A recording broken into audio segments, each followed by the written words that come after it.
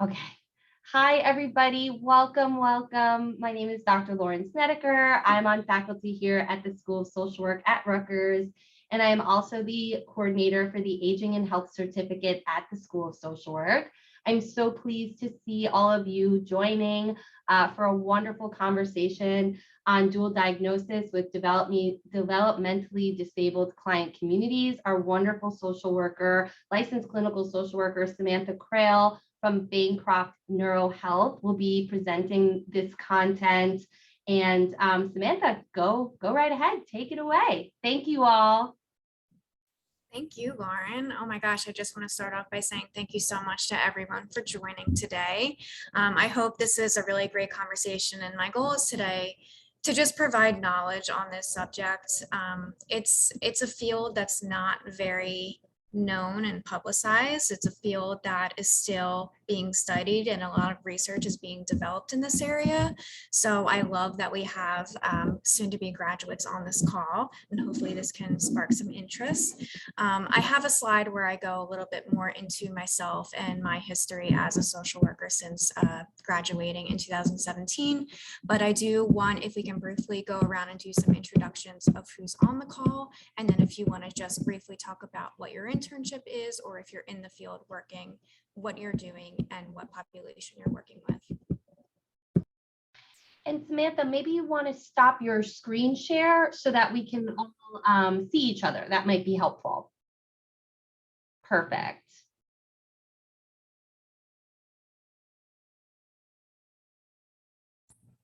I'll go first. I'm sorry, I'm leaving my camera off. I'm eating lunch at work right now. So, but my name is Sarah Rubright. I am in the blended MSW program, and I'm in my second year, so a little ways away from graduation. But I am doing my field work actually through my work. I work full-time at Rutgers University, the Camden campus.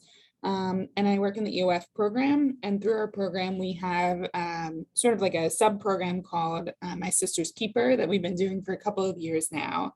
And it's like a women's support group, and we identify first year incoming students before they kind of step into college. And then with their first year, we work with them in a small group of like maximum 10 and go over a lot of like just important life skills, coping skills, and talk through, maybe some past traumas. We have the supervision of one of the clinical social workers in our wellness center.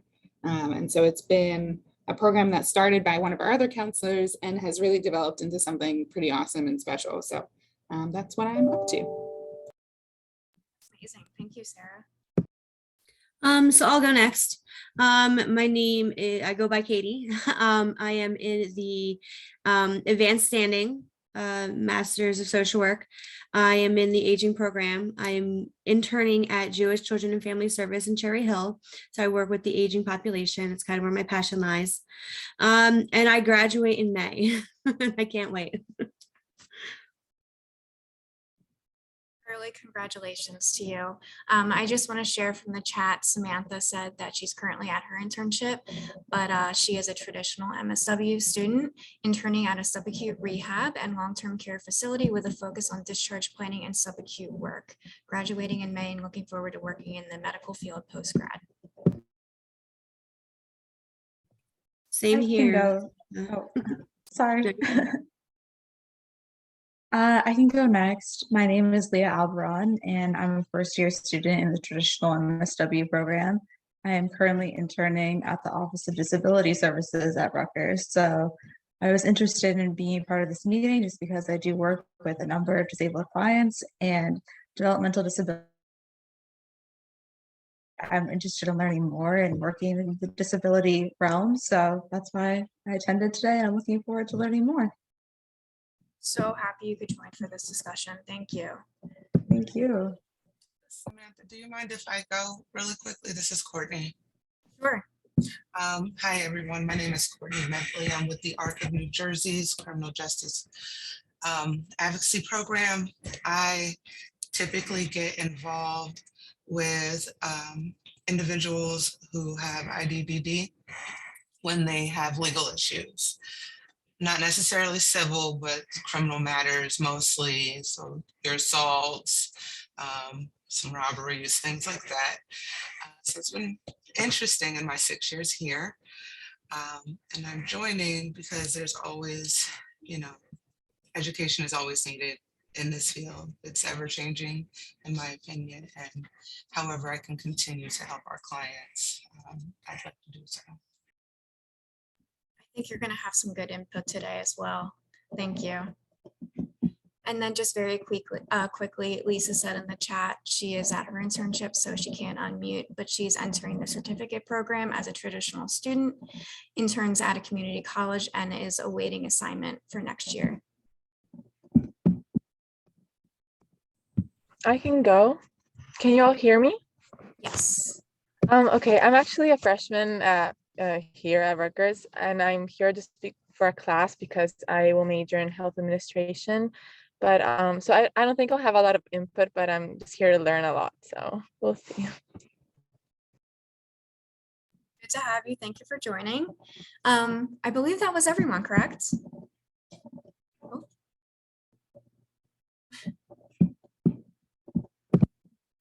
Great. Okay. Yep, I think we got everybody. And please, if we didn't, just shout it out. I'm gonna reshare my screen.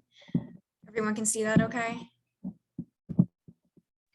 Yeah, Samantha, I think your sound, if you want to, can you turn up your mic just a touch? I feel like, I don't know if it's anyone else, but I feel like you're a little low. So what I'm gonna do, I'm gonna try with my headset off. Okay. You guys let me know if that's a little bit better. Okay.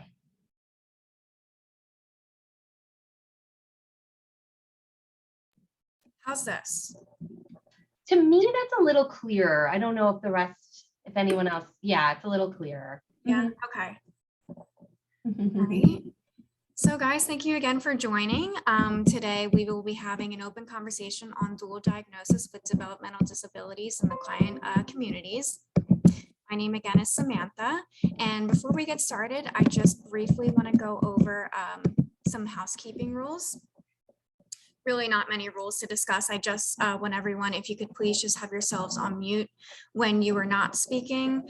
But I do want to make sure you guys just jump in if you have a question or concern at that time. We don't have to really wait till the end of the presentation. I want this to flow very naturally and us to just discuss as ideas and questions are coming up. But I did want to just say at the beginning of the presentation that we will be discussing some sensitive material. This population is very, very vulnerable. They experience a lot of trauma, and that happens in very high numbers. So I just want to remind everyone that this is a safe space for us to discuss these things that come up. A situation might be triggering for you in this discussion. So if you need to excuse yourself for any reason, please do so, but also feel free to bring that to the table for us to discuss together. That's more than welcome. And I think that would be appreciative of the rest of the group too. So a brief introduction of myself. My name is Sam. I am a graduate of New Brunswick back in 2017. Most of my field work since graduation has been based more with psychiatric care. I have a lot of work in hospital settings, and I really gravitated to that fast-paced environment. I loved that you could see a transformation in a short amount of time. And also the fact that I loved working on a team where everyone is working towards the same goal with that client in mind, especially the family work as well. You know, it's interesting to see different dynamics culturally, societal levels. My first placement was in South Jersey, and then Belmont Behavioral Health Hospital was in inner city of Philadelphia. So to see those different dynamics really opens your eyes to how different people live and how to help more than one type of population. I actually worked for Bancroft before I even started school I'm going to say maybe 7 years ago in their community group home setting. So I do have past experience working with this population. And then once I obtained my LCSW, I saw an opening to create a mental health program for one of the Bancroft adult living communities. So I took that opportunity on, and that I started about this time last year. And that also just goes to show that this population really, I don't think a lot of people understand their need for mental health treatment, and that's still developing. So that's something that I'm still working to promote in this field, and just get staff on board with the need, you know? So currently I'm splitting my time up with the adult population, working on that mental health program, and then also doing case management social work with one of the children's residential settings. And I'll get more into what Bancroft does as an agency and an organization and those different levels of care as we go on. I wanted to focus more on the adult world today, since, you know, this is an aging population, but any questions about the children's world as well, I am happy to answer and discuss today. So today I would like for us to accomplish and you guys to have a better understanding of who this population is, strengths and weaknesses in the field, since there are many of each, and how we can play a role as social workers in the coordination of care. Because again, this is throughout their lifespan that they need this care and support. So how we can help and how we can promote other people to help in their roles as well.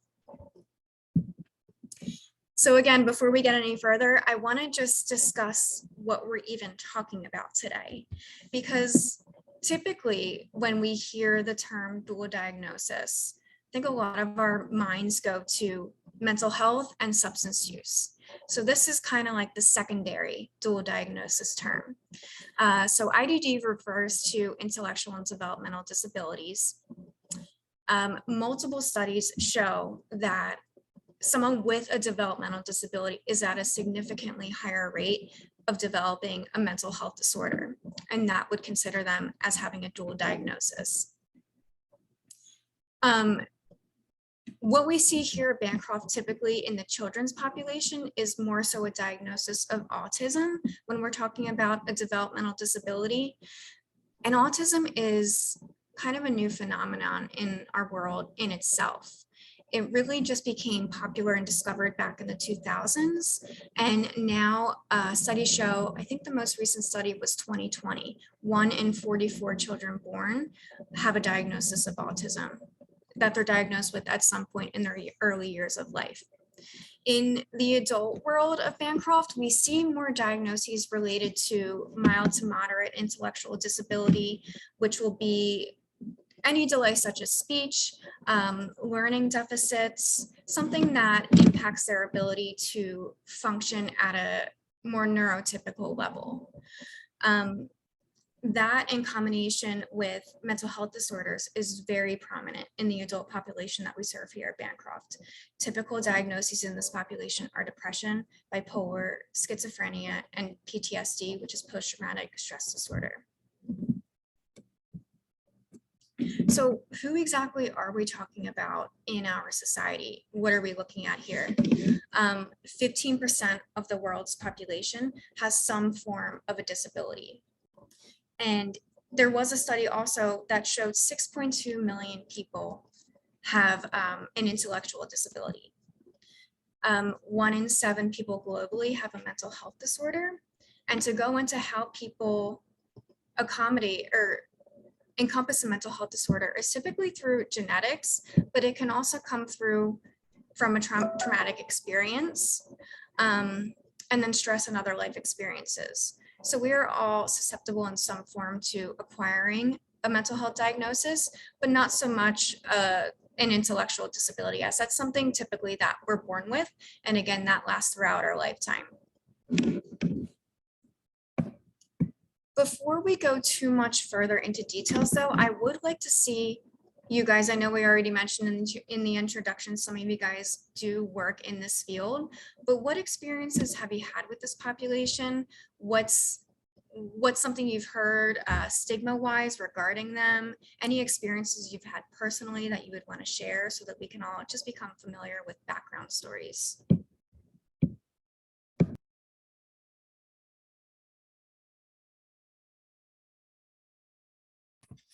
So I guess I'll go. So in my internship, a lot of what I experience is, elders or aging population, they just don't talk about mental illness. They seem to, I don't want to say, pretend like it doesn't exist, but they are not willing to accept that it exists and that they have it. They tend to always fight it. And once they understand that they have it, then they're more willing. But it's like convincing them that it's okay to have a diagnosis and it's okay to get help. But I've also seen the other end of the spectrum where they're extremely paranoid, afraid of everything. So, I mean, at least that's my experience from doing intakes.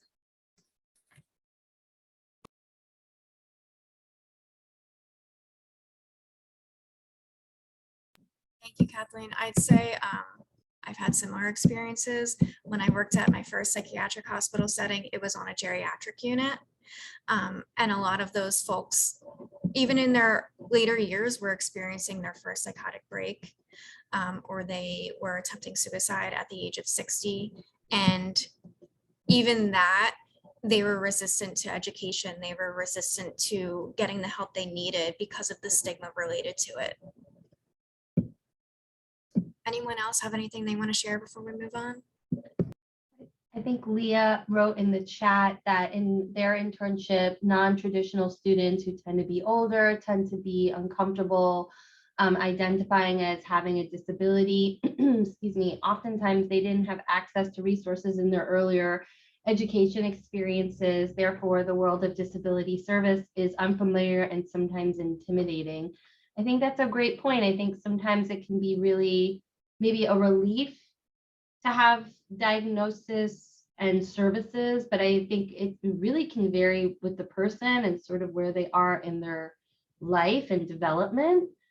For example, with young children and early intervention, I know, that could be a huge relief to get access to those services. But at the same time, when you think about IEPs, the individual education plan and all these things, you fear for the label and the stigma that can come. And I think that impacts us across the lifespan. I think about an 85-year-old client that I see who is sad reportedly every day. And when I asked her about this, she discussed how emotions weren't something to talk about in her family, growing up. And so there's also those generational differences. Sure. Courtney, did you want to say something? I saw your hand raised.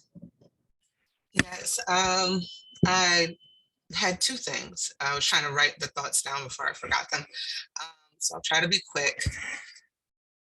An experience I had with a judge where he said on record was that my autistic client should be able to control his behaviors because his 5-year-old grandson was also autistic and he could control himself. So I guess in quotes, able-bodied adults that don't have disabilities of a certain generation or not, because I've heard of these things happening in other areas too, assuming that disabilities, IDDD, mental health, physical limitations are all the same, that they're all cookie cutter, and they're not. Person A's autism is different than person B's, and it's different than person C, right? And it seems to be, as I said, I've been in my role for 6 years, it seems to be that as much advocacy as you can do, there are just some people that don't want to get it, right? The other thing is, and for those of you guys who work in these settings, you may relate to this. having families, clients, other professionals assume that every system communicates with each other. When I say that, the judicial system communicates with the Department of Health and Human Services, or social services communicates with Social Security often, and that they should just have this one file for a client and everything reads to each other and everyone should know what the need is. It's just not the case. It's also a little difficult to sometimes find services for individuals because they're misdiagnosed for so long, or there's not one page somewhere, maybe on the state's website, where there's everything in the entire state. Things closed, things open. It's just all over the place. So those are just a couple of things. Courtney, thank you so much for sharing that. And I relate to so many points you made. One of them being that I think other people just expect so much out of what we can do too as social workers, especially in this population. Whereas you'll see later in my presentation, it is still so new and developing of a field that we're learning ourselves what the best form of treatment is and how we can help this population best.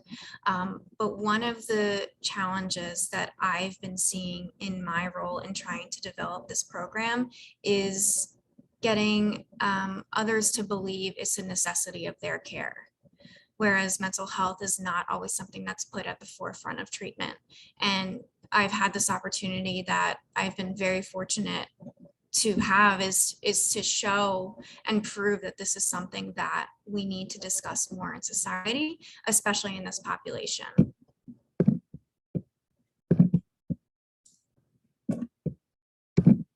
So I'm going to go into a little bit about Bancroft too. You can see in the back of this slide, this is a photo of one of our adult campuses. It is our Lakeside campus. So this one is structured a little bit differently, where it's homes in a setting, a campus-like setting, where it's not in the actual community, but it's its own little community. These houses are set up where it's about, say, average 4 to 5 adults per home, and there are staffing in the home 24/7. I'd say mostly independent individuals where they're able to care for their ADLs independently, but they do require assistance throughout the day. So I want to talk a little bit about community living and the support that we have. The need is so significant in our society today to have access to these homes. And again, a new phenomenon that we're experiencing. Back in 1999, there was a Supreme Court case called Olmstead versus LC. And this was a case where 2 women who were of adult age were in a short-term psychiatric facility, and they were assessed by mental health professionals. And it was decided that they would have better care in a community setting as opposed to the psychiatric treatment facility that they were living in. It took years after that assessment to be completed that they were actually able to obtain the housing they needed in the community environment. So the limited availability, the long wait lists, this is something we're still seeing today. I had a patient when I worked at Belmont who was diagnosed with a developmental disability and major depressive disorder. I still work there per diem, and my last time there last month, she was still there. She was still waiting for replacement. So it just shows, you know, we've had referrals sent over the past 9 months to get her into a place that would fit her needs best. That was not a psychiatric care facility, and we're still struggling to find that placement that's best for her. So it's limited, and what does that show us? You know, it shows us that there is a need. There is more that we need to kind of uncover. Just going to also be checking the chat as we go to see if anyone has anything. Lauren, if you want to just help me out, if someone has a question, just feel free to interject. I'm monitoring. And I just wrote that that was so disappointing. Yeah, it's interesting too, and it's so eye-opening. Yeah, it's definitely something I think we all, for those who are working in any sort of discharge planning, healthcare, working with older adults. I mean, what Katie's not sharing about herself is she has a long career prior to the MSW working with older adults, and she's humble, but I like to brag about her work. And I just think that there is just such, as you're highlighting, just such a lack of and as Courtney mentioned, such a lack of systems talking with each other, being prepared to engage with a variety of different people with a variety of different needs. And guess what? We're all aging. So then there's even more new needs. And for the students out there, this is not the problem. This is the opportunity to make a change. Samantha, go for it. Yeah, thank you, Lauren.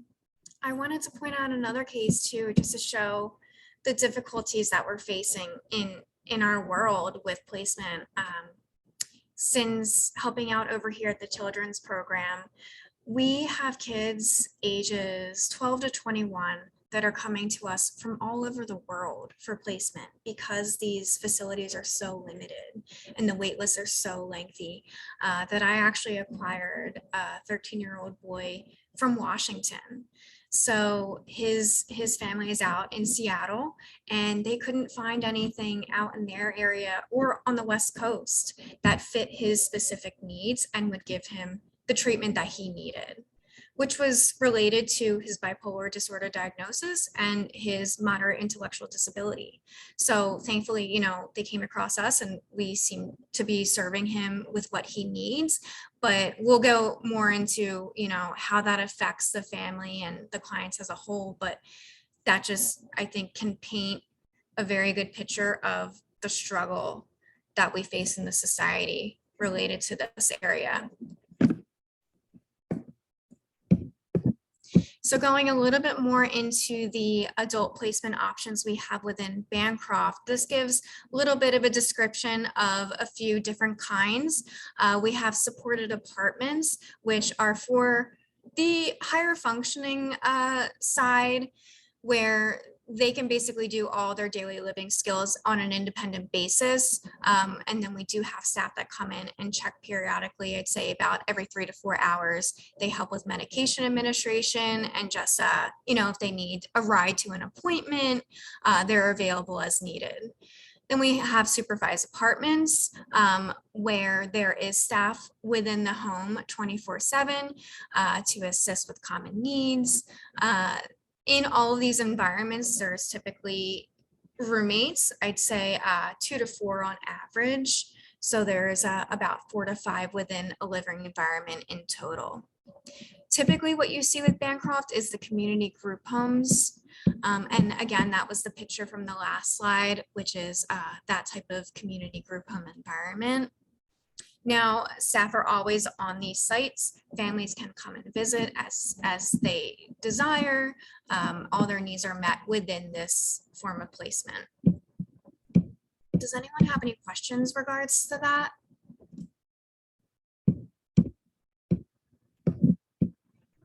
So I want to go into a little bit more of the vulnerability across the lifespan for this population. What are their struggles? What makes them so vulnerable? One is their lack of limited communication skills. Can they communicate their needs? Do they know right versus wrong? Do they understand that they're given what they need? Do they know, what a risky situation is and how to identify that? Another is, again, lack of knowledge from clinicians, because this is a newly developing area of study. I attended a trauma training about 1.5 years ago, and it was 4 different speakers sharing their experiences in their unique areas of work. And at the end of the presentation, I asked if anyone had experience working with trauma in the specific population. And not one of the speakers could tell me that they had. And I found that so interesting. And that opened up a big conversation for all of us together at the end, just discussing, how interesting it is that it is limited in this field, but how it's such a necessary place for us to make a stand as clinicians and how we can get involved with promoting this more. And then undetected diagnoses. We might mistake some behaviors of these clients as something else. We attribute their behaviors to, oh, well, it's just a disability, or, oh, well, that's just their diagnosis, when it could be something so much more than that. So it's important for us to make sure we're also looking at the person as a whole and making sure they have the services they need in place based on their diagnoses and what would fit them best for care. Another big aspect of this population is the stigma, the lack of social acceptance. This is something society is, I think, going to take a long time to really come accustomed to. When we look at the transformation of where we've come so far, though, I think we've made huge leaps where a large role for social workers is getting out of people having that mindset of this population needing to be institutionalized. And we've come a far way in, separating that and believing that these folks can be served in a community world and get access to what they need in that level of setting. I just want to interrupt. Courtney, your hand is raised, but I think it's probably from last time. So I just want to make sure you don't have a question. Okay.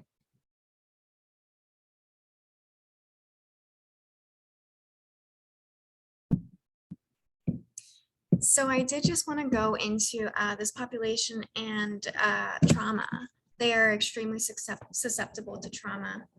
And a study recently showed that 44% of the sexual abuse victims in this population had a direct relationship to their worker. So that the abuser had a relationship with that client in some form of helping them, whether it be their therapist or whether it be their direct staff person. They're very susceptible to abuse for the reasons mentioned earlier too, to the fact that they might not always understand and know right versus wrong, which is a struggle. They're also not really perceived as credible reporters due to the language barriers, due to the fact that they don't have the greatest communication skills, which can cause a lot of escalated behaviors that we're going to get into as well, and how, again, those behaviors can be mistaken and just attributed to their diagnosis, which it could be so much more that we're just not aware of due to the limitations. Again, an extremely higher rate of abuse and trauma within this population, twice the rate of victimization as peers without disabilities, and 90% of adults with developmental and intellectual disability have reported sexual abuse within their lifetime. So I think it's important to note that there's typical examples of trauma that we identify as a society, but there's so many more that can come up to this unique population and circumstances that they go through in a lifetime. So I wanted to see, looking over this list, is there anyone can add when they think about the lifespan of someone with a disability and a mental health diagnosis on top of that, that you can think of?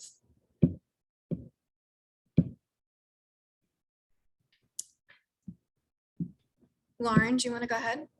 Yeah, I was thinking something earlier you were discussing, and it made me think of, and we need to come up with a better term for this, but elder abuse. I think of, instances of, yeah, Sam just said financial exploitation in the chat. I think that, like, as you were mentioning, individuals in the IDD population are vulnerable, and they're often working or vulnerable to people who they trust. And I just think of how that could intersect and be, abuse physical, sexual, also financial and emotional.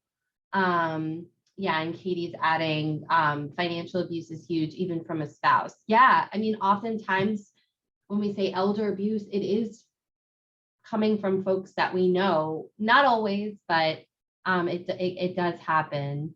And Leah added inadequate medical care, sometimes due to insurance limitations. Yeah. That's a great one. Yeah. Another one my mind goes to, and again, these are experiences that come up every so often, but the trauma of being separated from family. I know it's listed on there, but I think back to my kid from Washington. You know, he's used to seeing his family every day, and he was taken away for purposes of care.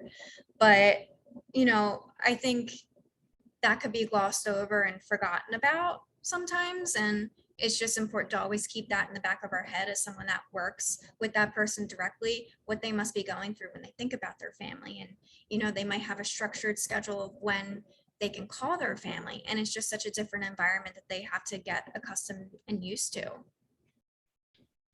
Yeah. Katie added the media and more news can cause PTSD, like vicarious trauma for older people, but for older people, for sure, for any veteran, you know, what's happening in Ukraine. But for all individuals, you know, children, I mean, now we're seeing war happen. We're seeing, you know, tragedies associated with war on the screen, arguably a lot different than even 50 years ago. I think Vietnam was the first war that we ever saw, like through the media and on TV. And it's very haunting and very traumatic.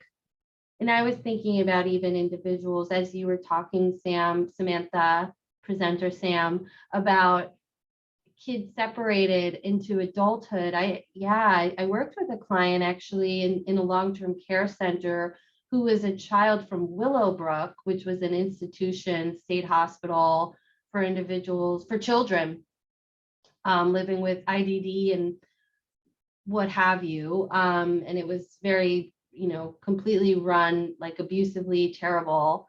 And I think about the family, you know, and how guilty they must have, you know, just all of this. Yeah, lots to talk about. Yeah.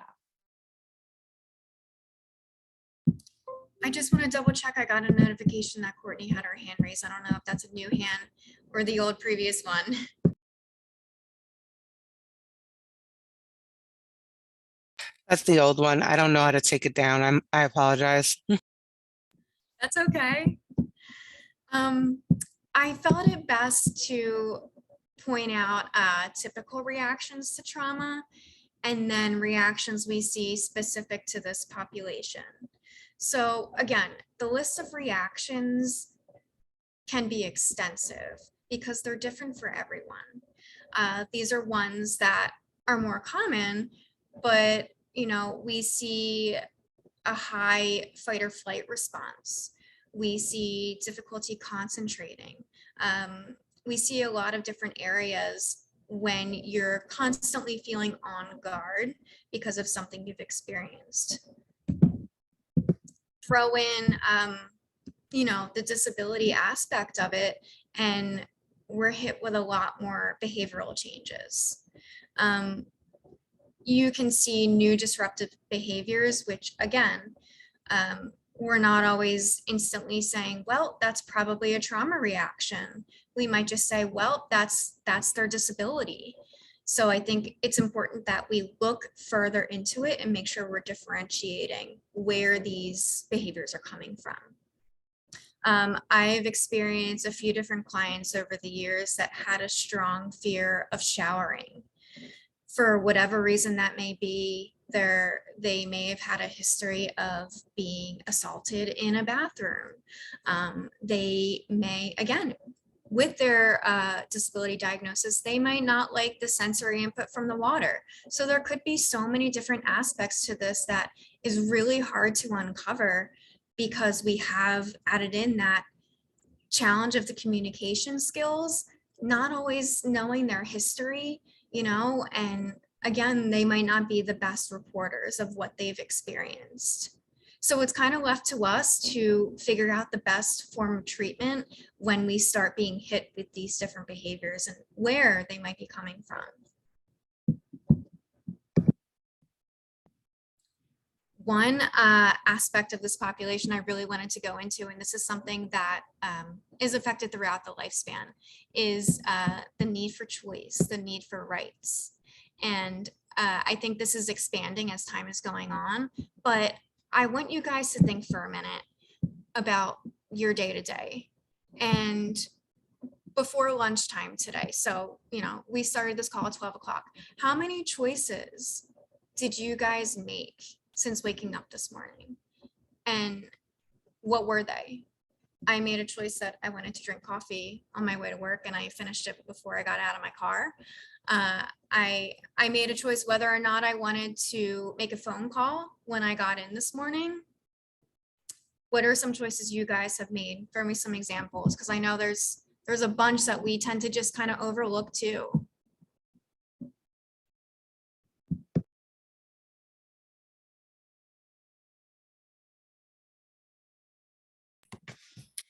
So I guess one of the basic choices I made today was to be productive. You know, I can be generic and be like, I got my kids up to school and stuff, but I feel like it's a struggle day to day to be really productive, especially this late in the semester when everything's due.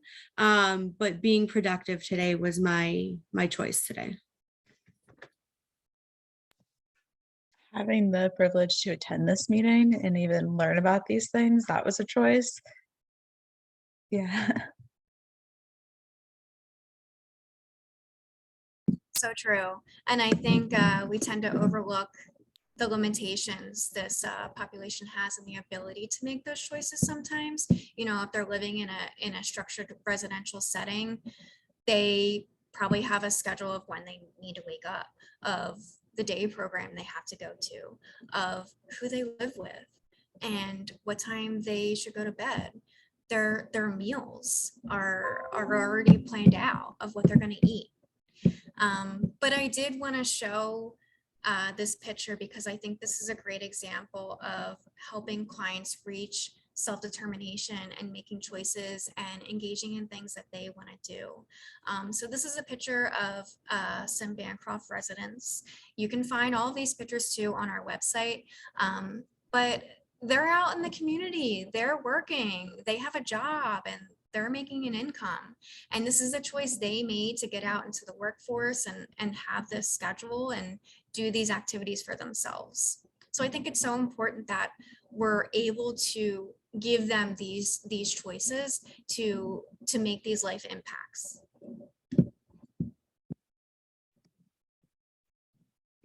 So this one I want you guys to think about also and share some thoughts you have. I wanted to present Jackson. Jackson is a made-up individual, but he is a 21-year-old male living with a moderate intellectual disability and bipolar disorder. He lives in a supervised residential group home similar to the ones we spoke about earlier, with 3 other men with similar deficits. He found a woman on an online dating service that he wants to meet up with. Now, I want you guys to think about some challenges Jackson is going to face as he tries to get into the dating world, and consider his disability and his living arrangements as you think about what he's going to face. Now, I want to note that I did purposely kind of make this vague in giving more information related to his disability and his bipolar disorder, because I want you to kind of use your imagination of what struggles he would face, and then we'll chat about it.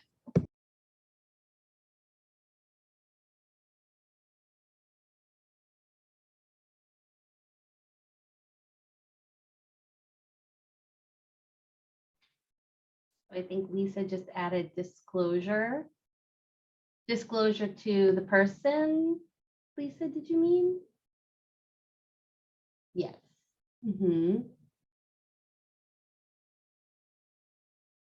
Privacy. I was just thinking, Samantha, also like leaving the residential home. like even planning that could be a barrier, and access to transportation. And if Jackson has money, like if they're going to have a date, if not to say he has to pay, but rather just pay for himself. I don't know if he works or. And is he capable of managing his own money? Yeah, like, can he arrange all of this? I'm not sure. Is there someone at the group home who would support this? Because sometimes I think, as we were discussing too, like worker team member there could be very concerned about this for Jackson safety. And there's great things happening in the chat. Sarah mentioned privacy, Katie mentioned connection, Leah mentioned stigma, managing expectations, possible rejection. That's a really good point. Yeah, capable of reading social cues. Yeah. If it doesn't go well.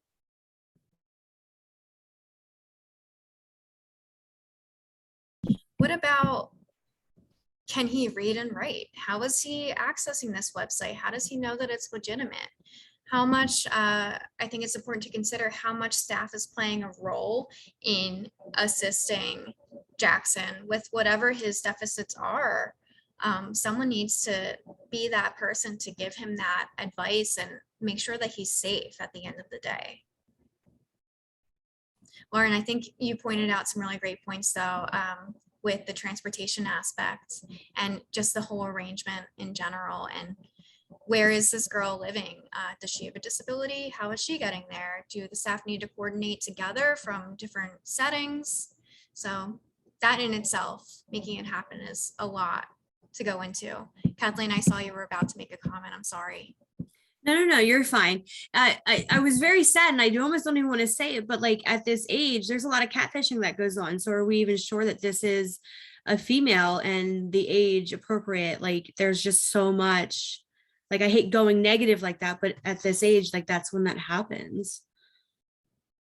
Yeah, it's true. It's true. And does Jackson have the ability to understand that that's even a potential barrier to him finding someone online? And to think more in depth too, he might be limited to online dating in the circumstances he's under, living in this setting. They have outings, but how much is he getting out to experience the dating world like that? Yeah, I really feel like this is such a tricky situation, because as you said, Samantha, like we want Jackson, as maybe like as we're all maybe considering how we would work with Jackson, we want Jackson to be able to have this experience, but we also have many additional factors to consider for someone living with these concerns. I think another point to bring up too is someone put in the chat stigma. There's stigma centered around going back to just the aging population with disabilities having access to sexual needs and seeing them as sexual beings. And should they be allowed to date? Should they be allowed to, have interactions with the opposite sex? And what would that look like?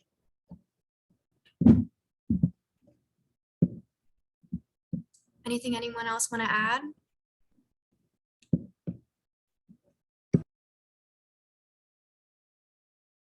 Also, Samantha added, is he able to go on a date unsupervised? It's a good point. I'm not sure. Really good point. And that's why, I left it up to our imagination. But what if he has impulsive behaviors related to his bipolar disorder? What if he experiences manic phases and isn't really able to control his emotions in the environment and experiences that rejection? So yeah, we don't know, but that's a great point to make. Thank you, guys. So reviewing all of the things we had so far, I think it's important to consider who is the expert in this population and who is the one that should be designated to give them the care and the services they need. And I think that's a wide range of people. And it's not always the typical person we think of. I think it's great when family members can be involved in cases, but it's not something we see all the time for whatever the circumstances may be. And as these individuals age, that becomes less and less seen. As we said, with discussing Jackson, the role of the direct workers is so important because they're there with them, providing them with education. They're there with them, making sure they're making safe decisions online, in their home, in the community, when they're going on outings with them. And it's important not to overlook how much these people can influence this population and the impact they have. Also, guardians. Is their guardian their family? Is their guardian someone appointed from the state? What is their level of connection with them, and are they involved or not? And going back to the trauma, a few of you mentioned the elder abuse, the financial abuse. This is something they're susceptible to as well.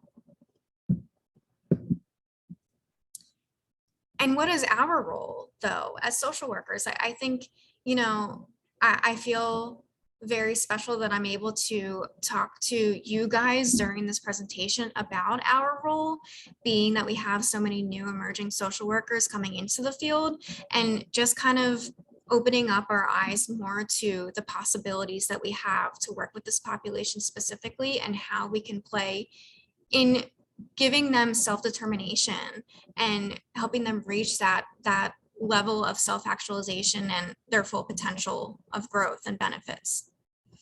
We want to help ensure that they have appropriate guardianship in place, and that would avoid risk for further abuse. We want to make sure we're completing trauma assessments and giving our input from the mental health standpoint of where we think these behaviors are coming from, what level of support they need, introducing them to skills through group sessions and individual therapy, and promoting community integration and involvement. And I think this is so critical to help show how necessary and how needed this is. And I think even when I worked in the field back before I was in school about 7 years ago, when I was just doing some work in the group home setting, I thought it was so awesome that, these outings are planned for these guys based on their interests. One time I went to a coffee shop with one of the clients, and there was live music, and he loved music. So just the ability that, we knew he loved music. We knew he loved to have a snack and sit and have his cup of coffee in the morning. So that was an appropriate thing to try out, and he gravitated toward it and he loved it. So just being able to promote that more and make sure it's happening in their schedules, I think, is a small thing, but it ends up being such a bigger role for them in their lives. This is a quote I found online that I really think describes treatment so perfectly. It says, mental health systems provide treatment to individuals so that they can recover from their illnesses, while developmental disability systems focus on providing support to achieve independent living by individuals with developmental disabilities, despite the continued existence of their disabilities. And that just rings a big bell in my mind to remember that this is a lifelong thing that they're experiencing, and it's up to us to help find how we can best support them to be their best selves.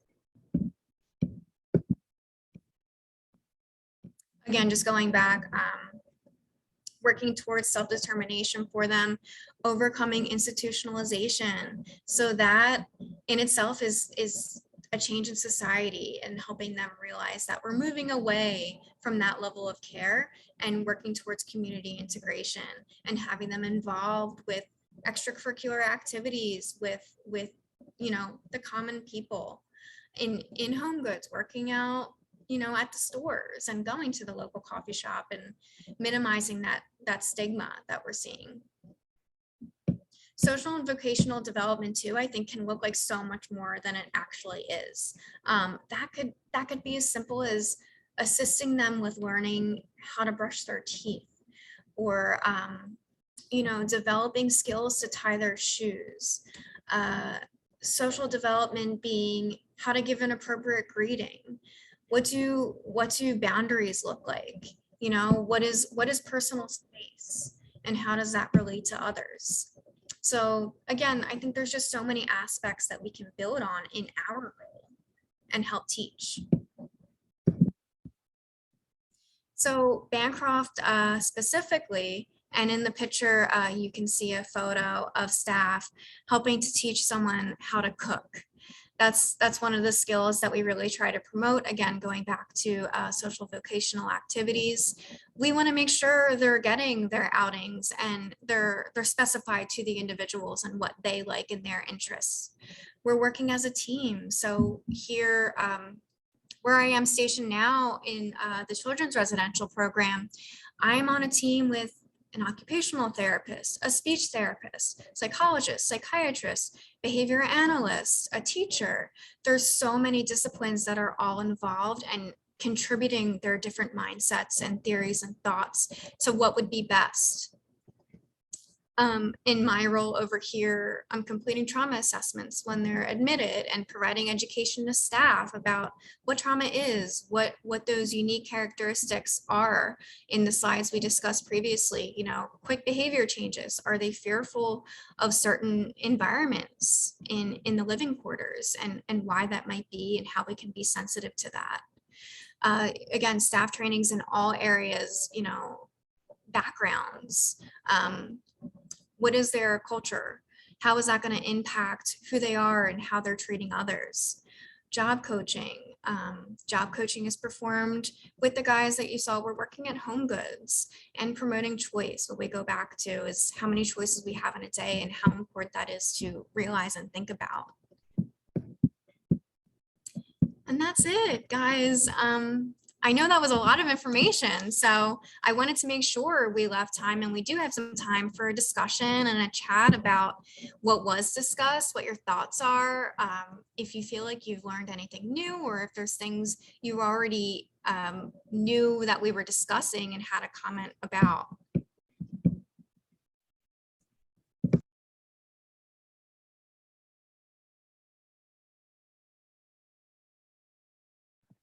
I just wanted to thank you for this presentation. I did learn so much, and I know this show can be a bit controversial, but when we were talking about dating in particular, it really reminded me of the show Atypical and just his whole experience with dating, how challenging that can be. And I just really benefited from this, and I feel like I'll use a lot of this information with my clients at my internship this year and next year. So thank you. I'm happy to hear that. I think every bit is relevant in some aspects if we take the time and think it through. Yeah, thank you guys in the chat. Great information relevant to the course on chronic illnesses and disabilities. I remember taking that course in grad school.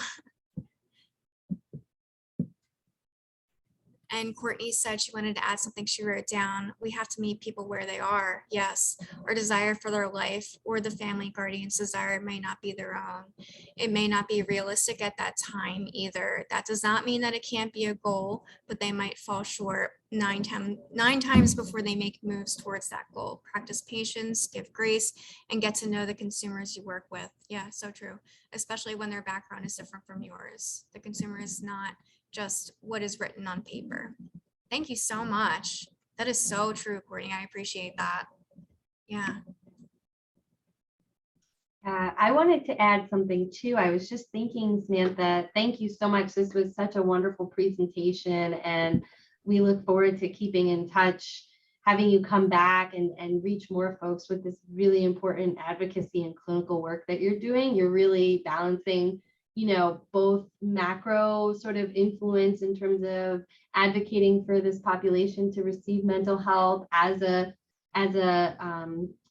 primary service, as well as the clinical work you're actually doing with this population. And I was just thinking about the skills groups and the work that you do around again, teaching and helping clients access, completing their own personal care, for example. And I was just thinking, yeah, it builds agency, it's skills, but it also, there's like a connection between self-esteem and mental health. I see so many clients who hear these voices, you're not good enough, you can't do it. And I think, yeah, individuals living with IDD probably also have these experiences in a different way that could also contribute to mental health, like someone who isn't living with IDD. So it just really rang true to me. And I just thank you so, so much.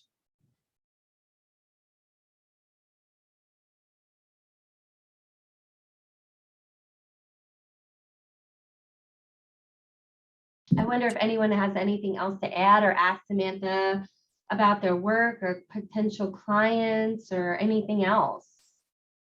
That might be Reading over the coming. chat, Lauren, I just saw that the other Samantha said that when she was interning in a group home, she had to do modules and training specifically on people with IDD having romantic and sexual relationships. And there, of course, it was a right for self-determination, and people with IDD can have romantic relationships.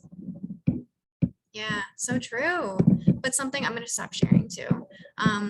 Something that's a hot topic that there is a lot of controversy over, and if it's appropriate and if they're capable of making those decisions in a safe manner, and who can help assist in making the decisions, and just so many obstacles, that are faced over the years.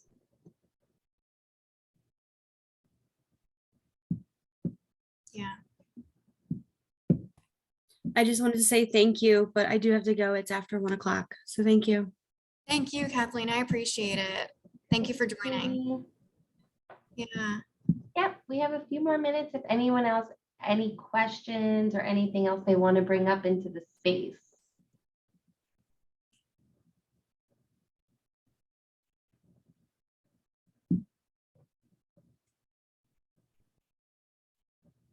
Thank you so much, Courtney. Seriously, all you guys, I'm just happy you guys were able to join today. I know work-life balance is very hard, especially being in grad school. So taking the time out for this, it means a lot. And again, just simply put, hearing from someone else and having a grasp on that education, I think can really take us very far in this field. And thank you, Lauren, for giving me the opportunity to discuss this, and everyone that was so active during the presentation. Yeah, it's definitely my pleasure. I really appreciate you joining and sharing all of your work. And just something else that I was thinking of too, since I have the floor again, but I was just thinking about, what you were speaking about with respect to the trauma, folks living with PTSD and adults, let's say, living with PTSD and the impact that this can have on the way that their disability is expressed.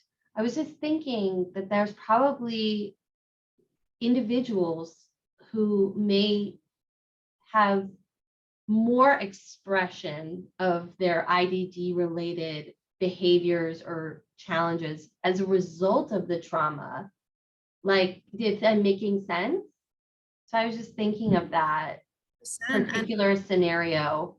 Yeah, and I think something too that you think about is, especially in these settings where if their behavior is all they know, that's the only way they might know how to cope with what they're experiencing inside, and the thoughts and the memories of those traumatic events, they might only know how to aggress, and that's how to let it out. And then that in turn can cause re-traumatization from staff having to assist with that level of aggression. So it's really just it's such a difficult cycle to break. Right. And I think of the importance too of you, Samantha, maybe going to other places to do some trainings, because I think of like long-term care, which is where I've come from, nursing home, social work, et cetera, and how prepared these settings are, because we are living longer across many different planes, for lack of better phrasing. So just thinking about that preparation to engage with all aging populations. Just considering that the diagnoses are lifelong, but the trauma and the memories are lifelong, and the reactions are lifelong until someone can kind of help provide education and, you know, be that voice and help with the coping aspect of the behaviors. But yeah, again, thank you guys so much.